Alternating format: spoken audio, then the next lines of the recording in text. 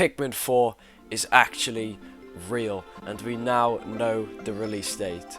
So in celebration, I'm going to do a very fast analysis of the trailer, and I will have a more detailed one coming out of my friend Vantage Emblem in the very near future. Let's go.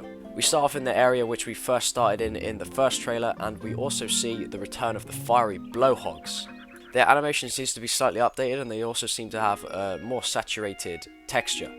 We also see the return of the horsetail plant which we saw in previous games. We then see baby snagrets and what seems to be a maracas treasure, similar to the one in Pikmin 2. We then see the new breakable pot object and those weird blue crystal things which we don't really know what they do yet. We then see what we can assume to be a new Hocotate ship, seeming that these characters have Hocotation ears. Although what's really interesting is that this isn't the only ship we are going to see this trailer, meaning there are multiple ships. What is going on? We then get a look at the new kind of ugly captain, I'd say. And then afterwards we get a look at the tomato onion, I mean the red onion, which now has new landing crystals around it instead of the usual kind of markings on the floor. Now here's my theory: how about the Pikmin have to collect these small shards to create landing sites for the onions to land, so you can go to different landing sites around the map. Another nice small detail is the return of pellet posies, but this was almost guaranteed. We then get the beautiful shot of the red Pikmin with his new animations, and also get a better look at the pellet posies.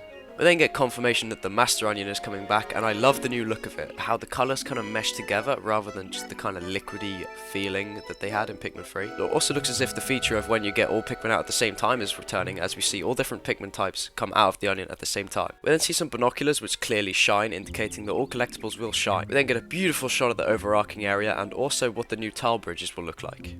Tasty. Dirt walls will also be making a return from Pikmin 3, except they look a bit weird. Fiery blowhogs now have a new, very nice fiery effect. We can also see the yellow onion very distantly. We see a new route obstacle similar to the bags except backwards, and then also see a cave entrance just up the top. Glutton's Kitchen, is that you? We then see a more even interesting obstacle which seems to allow us to climb up walls. At the top of said wall we see a new enemy which looks very interesting. Reminds me of a Mokiwi from Hey Pikmin. They get a shot of the captain collecting the binoculars from earlier, and they are labelled as treasure, so perhaps we are collecting treasure in Pikmin 4. In the previous shots we also get a better look at the more rounder dwarf bulborb, and also the paper bags are returning. Then get our first look at the new Pikmin types. There's definitely more to come, but this is our first, the Ice Pikmin, which is interestingly clearly discovered in a cave. Personally, I'm a bit confused of what's going on in this shot. I can't tell if the Bulborb freezes from eating the Ice Pikmin, or if they just damaged him enough to freeze him. Also notice how the Bulborb's corpse disintegrates, like the bitter spray. We then see yet another interaction where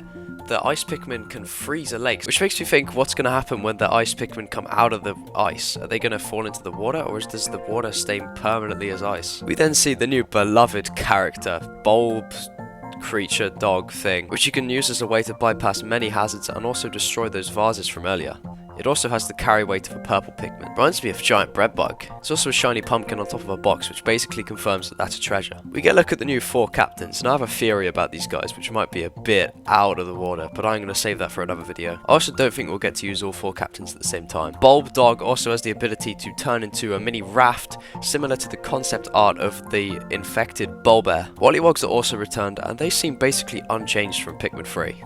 Female sheargrubs also make a return. We also see potential verticality in some caves, which is very exciting. We then see one of the new abandoned people, and it looks exactly like Louis, and you can't prove me otherwise. We then see a look at a Disco Ball Beady Longlegs battle. This goes unbelievably hard, and I cannot wait to see how this boss battle plays out. Empress Bulblax also makes a return from Pikmin 2, which was very unexpected. It's so cool to see these bosses return. Geysers have also been replaced by these weird fan things now, which I guess makes sense because not all Pikmin can breathe underwater. We then see one of the 4 captains leaving the other captains on the planet to their own ship, which really confuses me. I wonder what is going on here. To finish the trailer off, we have a sneak peek at what seems to be some sort of a nighttime mode, which is super exciting. This is one thing a lot of fans have been waiting for a long time. The Bulborb also gets red eyes, which I think will most definitely link to the Wraith of this game. And with that, we have our release date. Make sure to subscribe if you want more Pikmin 4 content, because I am going to be covering everything. I'll see you guys later.